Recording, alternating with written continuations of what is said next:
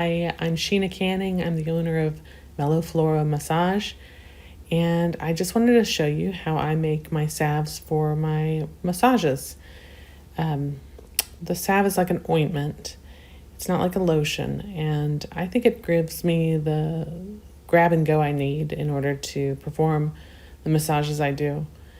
And I think you'll like it too. So I'm just going to go over a few steps that you can do at home to make a salve and customize it for yourself.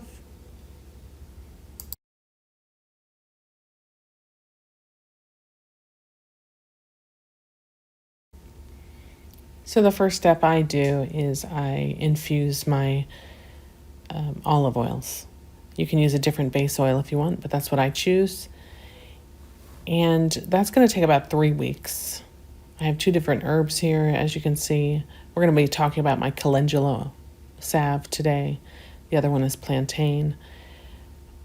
During the 3 weeks, I make sure that I have everything I need in order to make and package my salve tins.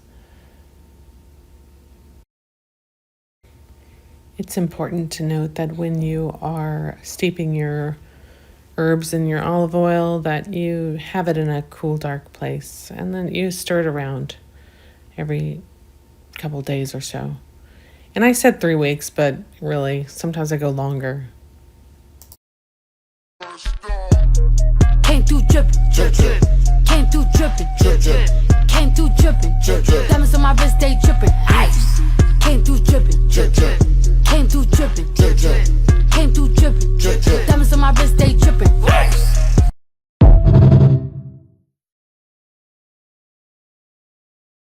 So here's where it gets exciting, folks. We're going to use some math. We're just going to figure out what 17% is of the amount of oil you have. And that's how much beeswax you're going to put in. That's the amount I use in order to have a good consistency and make sure it's not lumpy when I am trying to smooth it out in my palms. Here's another helpful tip. If you have a giant brick of beeswax, you can melt it all down into these cute shapes so that you can get the right quantities and not have to do any, grating of beeswax, which I used to do, which is horrible, or cutting, which is difficult. So this is the best way I've found to manage my beeswax.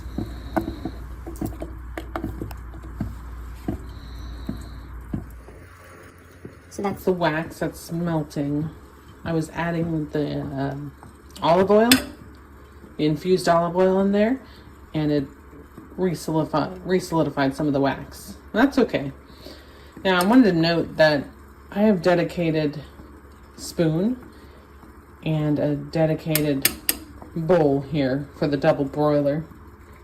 Double boiler. Yes. And that's just so that I can avoid, food contamination to my products. It might not be important to you if you're making this for personal reasons, but for me, it is important. This is dedicated to the salves I make. We want to make sure that the wax is completely melted before we take it off the heat. And then we can add the essential oils and maybe vitamin E. You don't need to add that in, but it's an option. So now we're ready to add the essential oils. I've let the oil and wax mixture cool a little bit, but not too much. It'll start to solidify again. And we're going to add some essential oils and vitamin E now. So I add some essential oils to this at this point. I don't do a whole heck of a lot just because I don't like a very strong scent. And I know a lot of clients do not like that either. That was lavender I added in, and clary sage before then. And then this is vitamin E oil. You can add that as a preservative to extend the shelf life of your cosmetic product. This shelf life of this is around a year. And you'll know it's gone bad if it starts to smell rancid. And so this vitamin E kind of helps it from getting to that point too quickly. And it's also really good for the skin for many reasons. Now I'm just showing off some cute pottery. I'm actually going to put some of this in the fridge so I can get it to solidify and we can test it to see if it's the right scent, because I like consistency from batch to batch.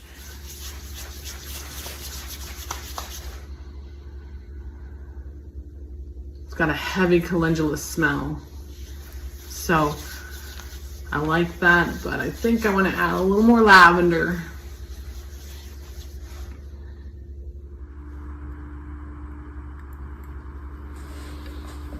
And you will drip some,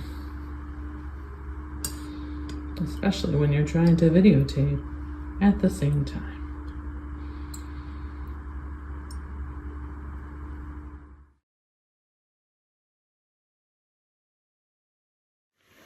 Good evening. Sheena here with some postscript. We're talking about the labeling requirements in the state. And you might want to look to make sure this is still current, but it was when I started doing this, okay? So you're supposed to have a front and back label if your product is a certain size, and this size counts, okay?